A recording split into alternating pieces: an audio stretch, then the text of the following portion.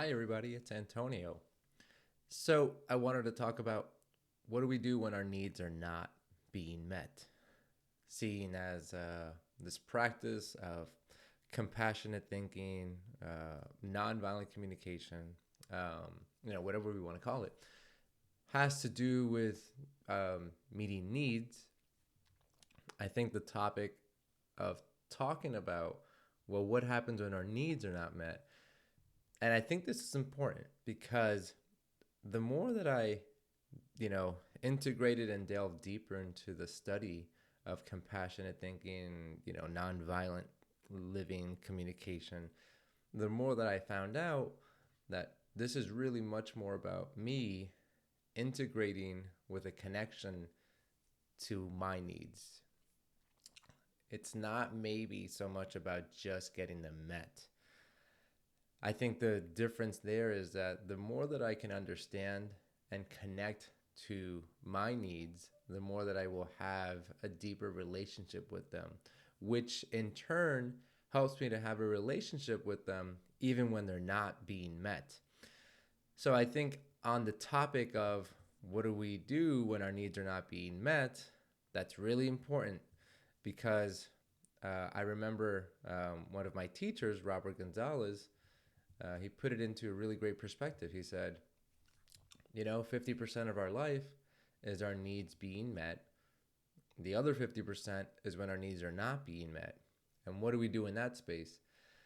So when our needs are not being met, and I think I would want to, maybe describe that as, maybe as an example, maybe I really wanted to go hang out with a friend and my friend is not around, or maybe this friendship is maybe coming to an end, possibly, from my end. Maybe it's not really the connection that I really want anymore.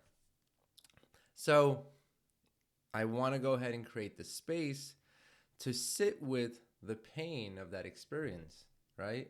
It's not something that I'm just going to brush off. And, do I have the option of getting my needs met in other ways? 100%. I always do.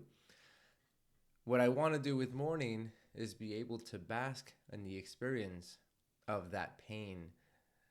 And Marsha Rosenberg, the founder of nonviolent communication, had this expression. He used to call mourning a sweet pain. And I think it really helps that description of mourning really helps to understand what it is, because the pain is very obvious, right? This person who I wanted to, hang out with, to be friends with, it's not going to happen, right? And the other part of that experience of mourning is the sweetness, the understanding of why is that so impactful to me? What is it in my life that meant to me? Maybe it was about care. Maybe it was about closeness. And to really, as I was saying, like maybe bask, maybe simmer in the experience of those needs, because that is what is coming up to the surface, is that that's not what's happening. As much as I would love for it to happen, it is not.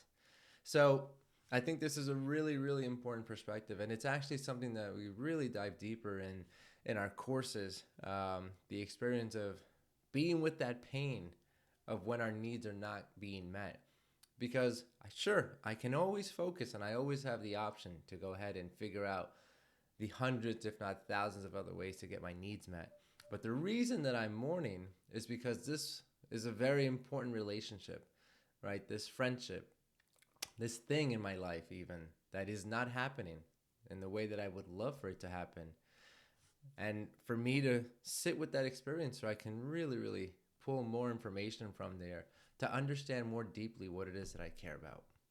So I hope that this was helpful. If you have any questions regarding your practice, please feel free to send them our way, and we would be happy to answer them in one of these videos. Have a great day.